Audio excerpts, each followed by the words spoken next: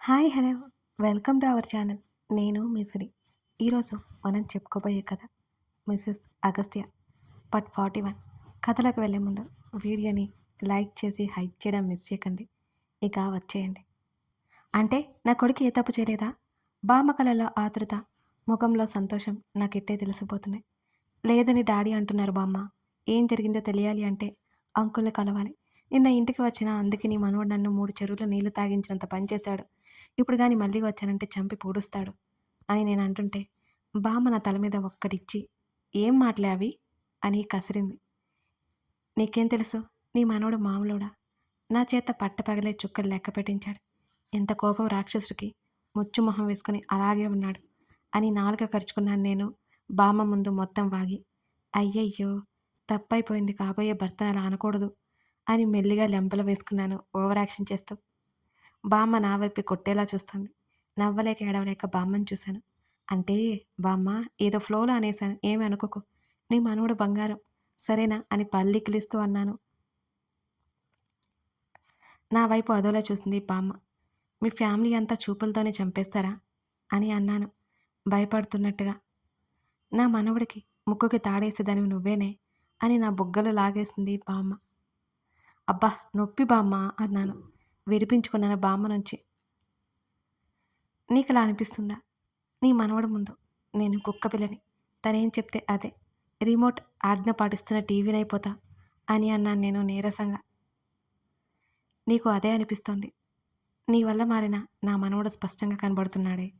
ఇంతకుముందు లేని శాంతం కనిపిస్తోంది నా మనవడి కళ్ళలో. ఏదో ఆప్యాయత ఉట్టిపడుతుంది. ఇదంతా నీ వల్లే. వాణ్ణి జాగ్రత్తగా చూసుకోవే తల్లి.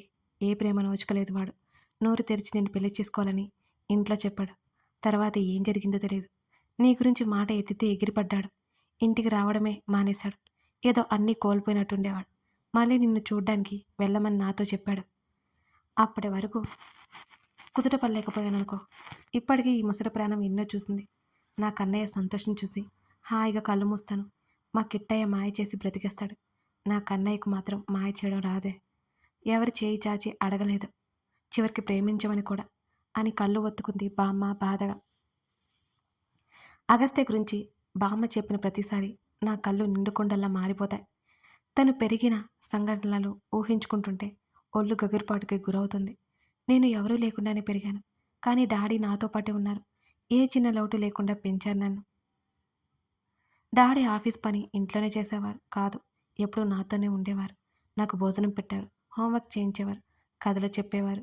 డాడీ జోకొడుతూ చెయ్యి వేయకపోతే నిద్రపడిపోయేదాన్ని కాదు చిన్నప్పుడు. డాడీ అంతగా చూసుకోబట్టే నేను అమ్మని, ఈ ప్రపంచాన్ని మర్చిపోయేదాన్ని. డబ్బు ఉంటే అన్నీ ఉన్నట్టు కాదు కదా.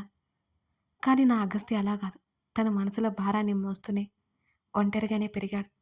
బామ్మ త్వరగా మా పెళ్ళికి ముహూర్తం పెట్టించు అని బామ్మ చేతులు పట్టుకుని అన్నాను. మరొక చేత్తో నా కళ్ళు తుడుచుకున్నాను. మీ పెళ్ళి ఎప్పుడెప్పుడు చూడాలని నాకు మనసు ఆగడం లేదు. పంతులు గారిని ఇంటికి రమ్మని చెప్పాను. రేపు మాట్లాడతాను. నాన్నగారి ఆరోగ్యం బాగానే ఉందా అని అడిగాను. బామ్మ అడిగింది. బాగానే ఉన్నారు బామ్మ. ఆఫీస్ కూడా వెళ్తున్నారు. కార్ డ్రైవింగ్ కూడా చేస్తున్నారు. డ్రైవర్ ఉన్నాడు. అగస్త్య డాడీ కోసం సెక్యూరిటీ కూడా అరేంజ్ చేశాడు. ఎంతైనా నీ మనవడు చాలా మంచోడు బామ్మ. నేను ఏడిస్తే చూడలేదు, కానీ తన వల్ల ఏడిస్తే మాత్రం రాక్ష ఆనందం పొందుతాడు అని మూతి తిప్పాను. నా మాటకి బామ్మ హాయిగా నవ్వేసింది. నిన్ను నా మనవడు తప్ప ఎవరు భరించలేరు. నా మనవడిని నువ్వు తప్ప ఎవరు హ్యాండిల్ చేయలేరు. అదేదో వేదాంతలా చెప్పింది బామ్మ. ఆ మాటకి అవునన్నట్టుగా నేను తలాడించాను. బామ్మ ఇంటికి వెళ్ళిపోయింది. నేను క్యాబ్ బుక్ చేసుకుని ఇంటికొచ్చేసాను. కనీసం ఫోన్ చేయని అపర ప్రౌరాక్యుణ్ణి తిట్టడానికి కూడా నా నోరు రాలేదు. దానికి కారణం ప్రేమ ప్రేమ ప్రేమ అంతే కదా. మిస్టర్ అగస్త్య చక్రవర్తి, నీ మీద ప్రేమను వర్ణించడానికి నాకు మాటలే రావడం లేదు. నా ప్రేమను నీ ముందిలా వ్యక్తపరుస్తున్నాను. చూసుకో ఇక. నువ్వు లేకపోతే నా జీవితం చికెన్ కర్రీలో చికెన్ ముక్కలు లేని గ్రేవీలా తయారవుతుంది. మసాలా లేని నూడిల్స్ లాగా టేస్ట్లెస్గా ఉంటుంది. పెప్పర్ లేని పిజ్జాలా చప్పగా ఉంటుంది. అదే నువ్వు నాతో ఉంటే హైదరాబాదీ బిర్యానీలా గుమగుమలాడిపోతుందనుకో అని ఇలా మెసేజ్ పెట్టాను. ఈ కవిత చూసిన అగస్త్య చక్రవర్తి రియాక్షన్ ఏంటంటారు? నేను రాసిన కవితను చూసి మురిసిపోయాను. చూడు నువ్వు ఫ్లాట్ అయిపోతావు, శ్రీద అంటే ఆ మాత్రం ఉండాలి అనుకుని తనకి ఈ మెసేజ్ సెండ్ చేశాను. ఆ రోజు నైట్ నా దగ్గరికి పరిగెత్తుకుంటూ వస్తాడని తెలుసు కదా నాకు. శ్రీద అంటే మామూలు విషయమా మరి? ఆ రోజు హుషారుగా ఉన్నాను. తన నుంచి రిప్లై ఏమాత్రం లేదు. దిగులుగా అనిపించింది. వెంటనే ఫోన్ ఓపెన్ చేసి తనకి పంపిన కవిత డిలీట్ చేశాను. ఆ రోజు కూడా కాల్ చేయలేదు నాకు. ఈసారి బాగా కోపం వచ్చింది. నేను చేసిన పొరపాటుకి ఇంత పెద్ద శిక్ష. ఏడుపు కూడా వచ్చింది, కానీ ఏడవలేదు నేను. మరుసటి రోజు డాడీ వెళ్ళిపోయారు.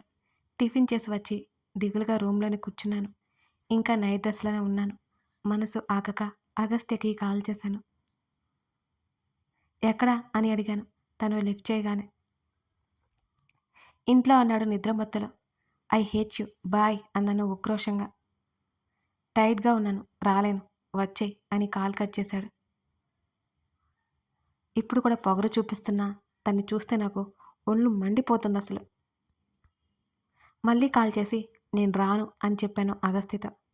ఫీవర్గా ఉంది అన్నాడు తను. అవునా, ఎప్పుడు, ఇప్పుడు ఎలా ఉంది అని ఆతృతగా అడిగాను. బాగోలేనట్టు అనిపిస్తోంది, వస్తున్నా అని గబగబా ఫ్రెష్ అయ్యి స్కూటీ తీసుకుని బయలుదేరాను. మా స్కూటీ పంపించింది, మంచిదైంది. వెళ్తూ వెళ్తూ మా ఫ్యామిలీ డాక్టర్ని కూడా వెంటబెట్టుకుని వెళ్ళాను తన కోసం. కాలింగ్ బెల్ కొట్టగానే పని మనిషి వచ్చి తలుపు తీసింది. తర్వాత తన రూమ్ దగ్గరికి డాక్టర్ని తీసుకెళ్లాను. మమ్మల్ని చూసి నీరసంగా బెడ్ మీద కూర్చున్నాడు. ఆవిడ చెక్ చేసి వైరల్ ఫీవర్ అని చెప్పింది. మెడిసిన్స్ ఇచ్చింది. ఇంజెక్షన్ చేయాలి అనుకుంటే చేసేయండి అన్నాడు తను. నో డాక్టర్, ఇంజెక్షన్ వేయొద్దు, నొప్పి వస్తుంది. కావాలంటే టాబ్లెట్స్ ఎన్నైనా ఇవ్వండి అని అన్నాను కంగారుగా. నన్ను పైనుంచి కింద వరకు చూశారు డాక్టర్. నేను మాత్రం ఇంజెక్షన్ వేయొద్దంటే వేయొద్దు అన్నాను. నా గోల భరించలేక టాబ్లెట్స్ ఇచ్చి లైట్గా ఫుడ్ పెట్టమని చెప్పి వెళ్ళిపోయింది. గబగబా బయటకు వచ్చి ఇడ్లీ వేయమని మేడ్కి చెప్పి ఫ్రెష్గా జ్యూస్ తీసుకుని వెళ్ళాను. అప్పటికే కళ్ళు మూసుకొని పడుకొని కనిపించాడు అగస్త్య. తన దగ్గరికి వెళ్ళి పక్కన కూర్చొని తన నుదుటి మీద పడిన జుట్టుని వెనక్కి నెడుతూ మెల్లిగా పిలిచాను. మెల్లిగా కళ్ళు తెరిచి నా వైపు చూశాడు. జ్యూస్ తాగాలి కదా, లే అన్నాను చిన్నగా. లేచి బెడ్ రెస్ట్కి ఆనుకొని కూర్చున్నాడు. జ్యూస్ గ్లాస్ తీసుకుని తాగేశాడు. ఇలా ఉంటే కనీసం కాల్ చేసి చెప్పవా? గయ్యం లేచాను నేను. లైట్ ఫీవర్, ఇక దేనికి చెప్పడం అని అన్నాడు. పెద్ద బండరావి నువ్వు తెలుసా అన్నాను కోపంగా. నిజానికి తనకు ఆరోగ్యం బాగలేకపోతే కనీసం కాల్ కూడా చేయకపోవడంతో కష్టంగా అనిపించింది నాకు. నేను కాకపోతే ఇంకెవరు వస్తారు తన దగ్గరికి? అది నేను ఇబ్బంది అనుకుంటానా? తను ఫీల్ అవుతున్నాడా అలాగా?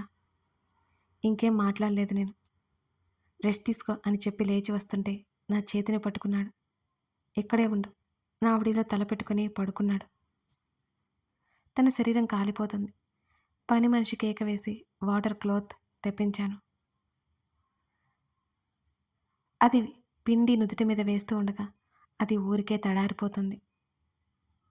మరో 2 గంటల్లో బాడీ టెంపరేచర్ నార్మల్ అయింది. తను మాత్రం నిద్రలోనే ఉన్నాడు. ముంబై పోయి జ్వరాన్ని వెంటబెట్టుకొచ్చినట్టు తగిలించుకొచ్చుకున్నట్టున్నాడు. అలా ఉంది తన పరిస్థితి.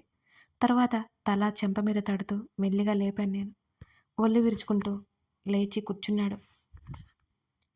ఎలా ఉంది ఇప్పుడు? బెటర్ అంటూ నా చేయి తన భుజ దగ్గర పెట్టుకొని ఫీలింగ్ హంగ్రీ అన్నాడు తను భుజాలు కదిలిస్తూ.